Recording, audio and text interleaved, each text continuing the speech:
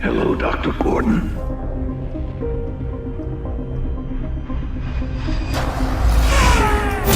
Watch over Jill, and should anything happen to her, I want you to act immediately on my behalf.